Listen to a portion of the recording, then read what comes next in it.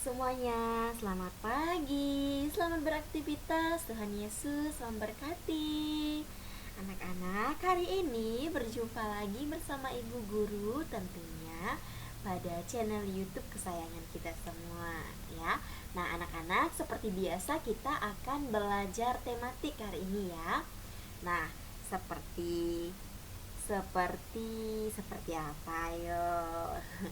Seperti yang sudah-sudah ya. Kita akan berdoa ya sebelum kita memulai pembelajaran. Tetapi sebelum berdoa, nah kalian lihat ini adalah logo dari sekolah kita, yaitu Sekolah Bruder Melati Kota Pontianak, Jalan A.R. Hakim, nomor berapa? Nomor berapa ya? Siapa yang tahu nomor berapa? Ya udah, itu nanti tugas kalian cari tahu ya nomor berapa. Oke, sekarang kita next. Kita akan melihat protokol kesehatan. Nah, seperti biasa ya anak-anak, saat di sekolah ya, Ibu juga selalu mengingatkan kalian untuk memakai masker, mencuci tangan ya, dan apalagi menjaga jarak di dalam kelas ya. Jadi walaupun kalian belajar di dalam kelas ya, bertemu dengan teman-teman yang lain, kalian juga harus tetap menerapkan protokol kesehatan ya, terutama memakai masker ya. Jadi ini juga harus kalian terapkan ketika kalian di rumah, tidak hanya di sekolah, agar kita terlindungi dari COVID-19 atau yang biasanya disebut dengan corona. Dan yang sekarang ya, kita tahu bahwa ada virus baru lagi ya. Nah, itu juga lebih berbahaya lagi. Jadi kita harus lebih perketat lagi ya. Agar apa? Agar kita senantiasa sehat. Oke, sekarang kita back, kita akan melihat. Nah, di sini kita akan buka pembelajaran kita hari ini dengan doa Bapa kami ya, doa yang selalu kita ucapkan setiap pagi sebelum kita mulai aktivitas dan sebelum kita belajar. Oke, seperti biasa kita siapkan diri untuk berdoa. Mari kita angkat tanda kemenangan kita dalam nama Bapa dan Putra Roh Kudus. Amin. Bapa kami yang ada di surga, dimuliakanlah namamu, datanglah kerajaanmu, jadilah kehendak-mu di atas bumi seperti di dalam surga. Berilah kami rezeki pada hari ini, dan ampunilah kesalahan kami, seperti kami pun mengampuni yang bersalah kepada kami. Dan janganlah masukkan kami ke dalam percobaan, tetapi bebaskanlah kami dari yang jahat. Amin. Dalam nama Bapa dan Putra dan Roh Kudus. Amin. Oke anak-anak, tadi kita sudah berdoa. Nah, sekarang kita akan melihat sebuah cerita terlebih dahulu sebelum kita masuk ke dalam pembelajaran kita hari ini ya. Jadi Ibu mau bercerita sedikit ya kepada kalian. Nanti kalian simak, kalian dengarkan baik-baik ceritanya ya. Nah, ini dia ceritanya, itu tentang dongeng motivasi. Itu judulnya Cerita Anak Peri yang Pantang Menyerah. Dahulu kala hiduplah seorang peri bernama Vila. Vila bukanlah peri biasa. Dia dilahirkan dengan sepasang sayap yang terlalu kecil untuk terbang.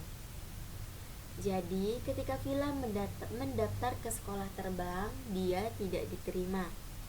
Tapi Bu, aku berjanji akan berusaha lebih keras dari murid-murid lain, kata Vila. Maaf, kami tidak menerima murid yang memenuhi persyaratan kami, kata Bu Guru. Tapi Vila tidak berhenti sampai di situ. Keesokan harinya, dia datang untuk mendaftar lagi. Dia datang setiap hari, tapi akhirnya dia tetap ditolak.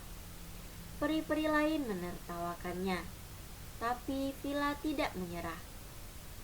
Lalu dia melamar menjadi petugas kebersihan di sekolah. Tak ada peraturan yang melarang peri bersayap kecil bekerja di sana, sehingga dia pun diterima. Maka setiap hari ketika peri muda lainnya belajar teori penerbangan di kelas, Vila membersihkan jendela kelas dan memperhatikan. Ketika peri lain berlatih terbang di lapangan, Vila menyapu lapangan dan memperhatikan. Setelah jam sekolah usai, Villa pergi ke lapangan dan mencoba melakukan hal-hal seperti peri lain. Tapi tidak ada kemajuan. Susah, ku bilang. Tidak usah repot-repot, Villa sedih. Tapi dia sudah bertekad untuk terbang. Maka dia bangun pagi-pagi sekali untuk berlatih. Siang malam dia berlatih. Bisa dibilang seluruh waktunya dipakai untuk berlatih. Ketika peri-peri lain bisa terbang setinggi semak-semak, dia masih saja tidak bisa terbang. Tapi dia tekun mencoba. Ketika peri lain sudah bisa terbang setinggi pohon, akhirnya Villa bisa terbang. Dia hanya terbang setinggi rumput. Tapi paling tidak ada kemajuan. Villa terus gigih berlatih. Perlahan-lahan tapi pasti. Dia bisa terbang sebaik peri-peri lain yang bersayap normal. Tapi tetap saja Bu Guru dan para peri lain memandang rendah sayap kecilnya. Hingga suatu hari, seorang peri muda yang baru mahir terbang terjatuh ke dalam lubang yang dalam. Lubang itu tidak hanya dalam, tapi juga kecil dan sempit. Lubang perangkap itu digali oleh kucing liar untuk menangkap para peri. Kucing liar adalah musuh para peri. Tidak ada peri yang dapat terbang ke dalam lubang karena lubang itu terlalu sempit untuk merentangkan sayap mereka. Tapi Villa melompat masuk tanpa ragu, menerbangkan peri muda itu keluar dari lubang. Sayap kecilnya berfungsi baik di dalam lubang sempit itu. Villa tahu kegigihannya selama ini telah membuahkan hasil.